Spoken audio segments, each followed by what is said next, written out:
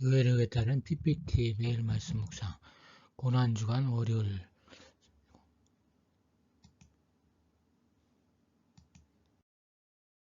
오늘의 말씀 이사야 42장 1에서 9절, 히브리서 9장 11에서 15절입니다. 오늘의 말씀 첫 번째 본문 이사야 42장입니다. 80년대 초 전두환 군사정권의 조짐이 보일 때 다니던 신학교에서 군부 반대 시위를 하게 되었습니다. 그때 학생들 앞에서 그리스도교 신앙은 정치와 관련이 없다고 하면서 열변을 토하던 교수가 있었습니다. 신학대학의 교수가 그리스도교를 세상과는 무관한 그저 종교에 불과한 것으로 생각하고 있으니 한심한 일이었다는 생각이 듭니다. 오늘날도 일부 신학교와 교회 그리고 그리스도인들은 그리스도교를 사회 정의와 무관한 교회의 죄책 고백에 묶어두려 합니다.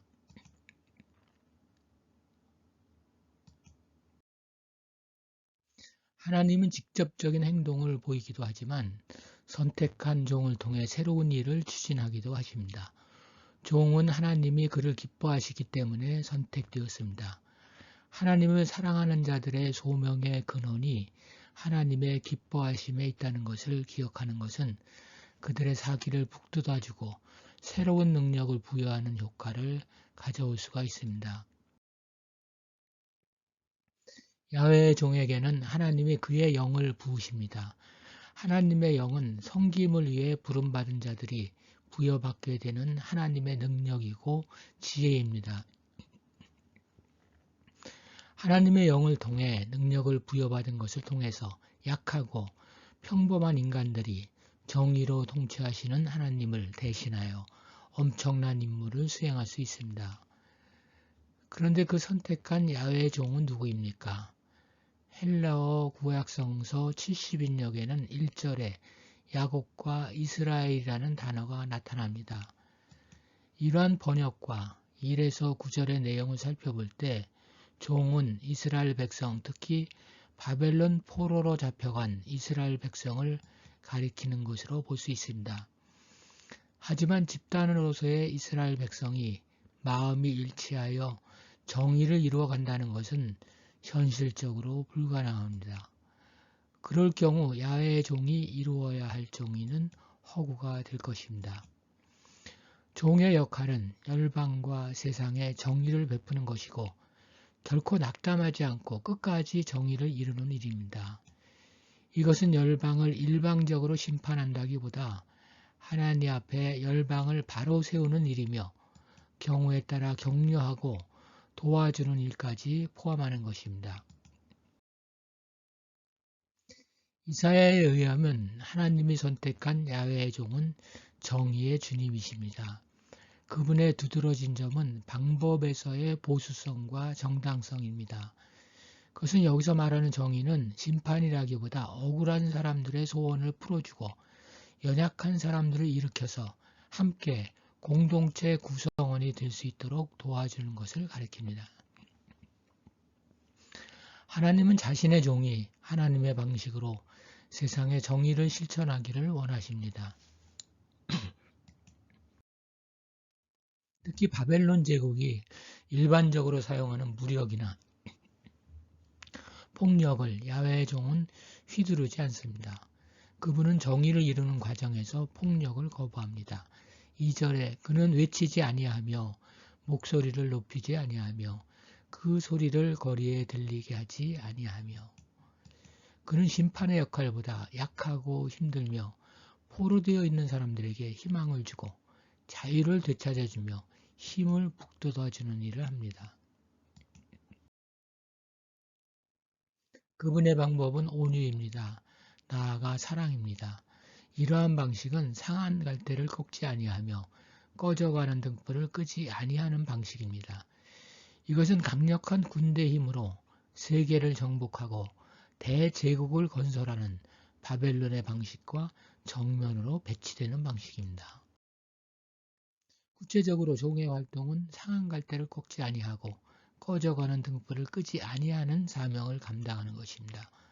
그는 이스라엘을 해방시키는 역할도 감당하지만 이방의 빛으로 활동하기도 합니다. 비폭력을 통해 정의를 이루기는 어렵습니다. 그럼에도 불구하고 그분은 소신과 신념이 있습니다. 그분은 자기가 원하는 대로 정의가 속히 이루어지지 않더라도 실망하거나 그래서 정의를 이루는 일을 그만두지 않습니다. 그는 쇠하지 아니하며 낙담하지 아니합니다. 그는 무엇을 하려고 합니까? 그의 정의는 구호가 아닙니다. 그분은 구체적으로 정의를 통해 구현할 목표가 있습니다.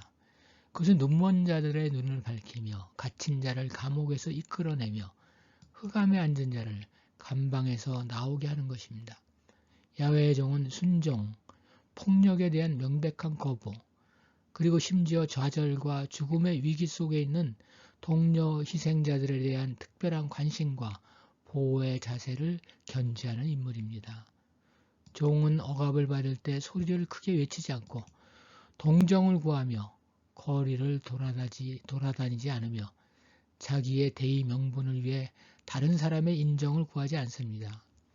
오히려 야훼의 종은 열방이 인간의 힘을 통해서가 아니라 몸으로 나타나는 구체화된 사랑과 의의 이끌림을 받아 하나님의 정의로운 통치가 성취될 것을 확신하며 조용하고 인내심을 갖고 온유한 자세로 계속 헤쳐나갈 것입니다. 그리스도인의 정의 구현은 과격하지 않습니다. 세상에서도 판명되듯이 폭력에 의해서는 평화와 정의를 이룰 수 없기 때문입니다. 악은 약한 사람들의 신체를 학대하고 폭력을 가합니다. 거짓 이유를 붙여서 사람들을 옥에 가둡니다. 권력자들은 자신들의 탐욕을 채우기 위해 힘없고 가난한 사람들을 착취하는 정책을 세웁니다. 그럼에도 불구하고 오늘날 야훼의 종으로 부름받은 우리는 티내지 않고 꿋꿋하게 각자 있는 골방에서 상한 갈대 심정으로 꺼져가는 등불에 안타까움으로 기도하면서 참여할 수 있는 사회적 행동에 참여해야 합니다. 오늘의 말씀 두 번째 본문 히브리서 9장입니다. 여기 내용은 그리스도의 대속을 옛 계약의 속죄 제사와 비교합니다. 첫 계약은 모세를 통한 언약입니다. 이 계약은 이스라엘이 지키지 않아 파기되었습니다. 계약 내용은 하나님은 그들의 아버지가 되고 그들은 하나님의 자녀가 되는 것이었습니다. 그 계약의 내용은 예수님의 죽음과 올리우심을 통하여 성취되었습니다. 옛 계약의 대제사장은 매년 속죄의 날에 지성소로 들어갔습니다.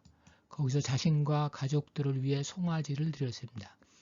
염소는 백성들의 속죄를 위해 드려졌습니다. 대제사장은 그 동물들의 피를 계약궤 앞에 뿌렸습니다. 유대계 율법에서는 생명과 피를 직결시켰습니다. 따라서 피는 생명을 내어주는 것과 동일시되어 정화와 속죄 기능이 있는 것으로 이해되었습니다. 율법에 의하면 인간은 죄에 의해서만이 아니고 일상적인 생활 속에서도 더러워질 수 있습니다. 따라서 육체적인 정화를 필요로 합니다. 이를 동물의 피와 암송아지의 재를 뿌려 부정한 자의 육체를 정결케 합니다.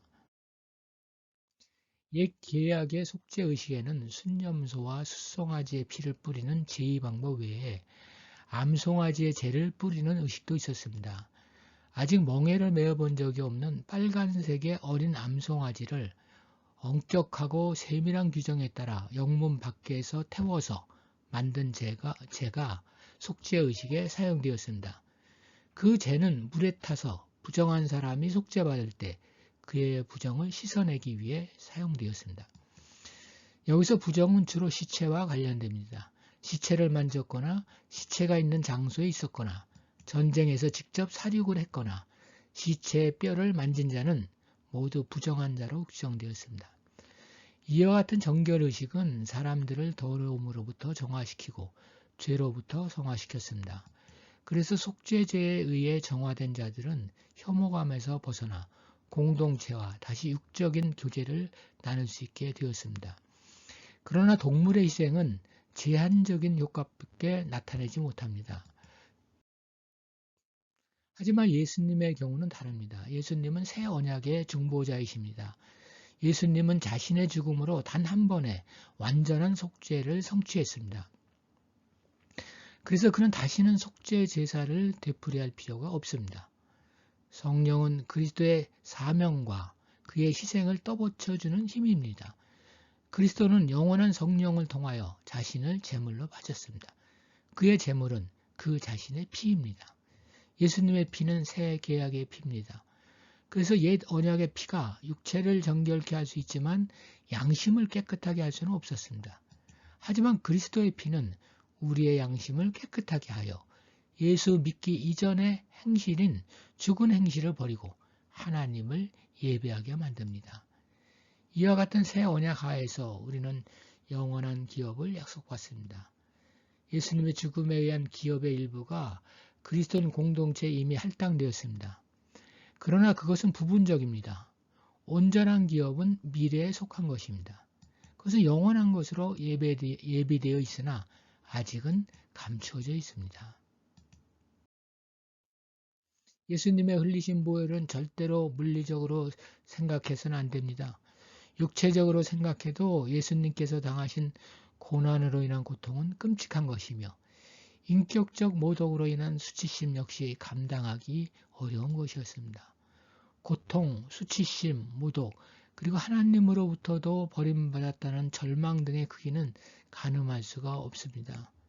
그렇게밖에 표현될 수 없는 영적 사실과 의미는 그래서 심각한 겁니다.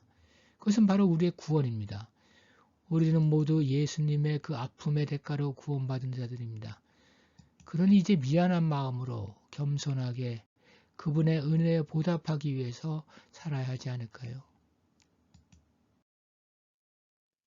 기도하겠습니다. 주님, 정의를 이루고자 이 세상에 온 야훼의 종을 생각하면 우리의 예배와 기도와 찬송은 때로 너무 안이한 신앙의 방식이라는 생각이 듭니다. 세상에 굶주리고 있는 사람들, 억울한 사람들, 버림받은 사람들, 장애인들, 폭력을 당하고 있는 사람들, 불법 노동자들, 그들은 거기 뻔히 있는데 우리의 예배 행위를 하나님께서는 어떻게 보실까 하는 생각이 듭니다. 예배에서 하나님의 뜻을 알게 하시고 기도로 하나님의 도우심을 확신하며 찬양으로 성령께서 함께 하시는 힘을 얻어 세상을 변화시키기 원하는 야훼의 종과 걸음을 같이 하게 하옵소서. 하나님의 나라는 교회의 예배와 찬송과 기도 안에 있지만 그것의 실현은 세상 가운데 있으니 그리로 나가게 하옵소서. 특히 미얀마에서 폭력을 행사하며 민주 시민들의 생명을 앗아가는 악한 군부 세력들에게 개입하셔서 그들을 속히 징계하시옵소서. 아멘.